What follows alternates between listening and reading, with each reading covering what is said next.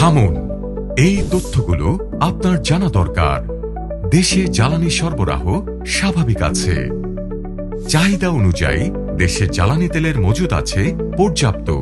চলতি মাসে ডিজেল ও অকটেনের দৈনিক সরবরাহ গত বছরের চেয়ে বেশি।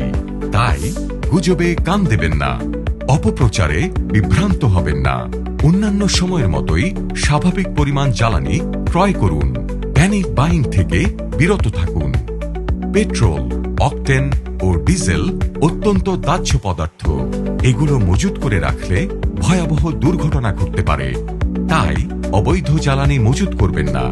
আসুন জ্বালানি পণ্য ব্যবহারে সচেতন হই।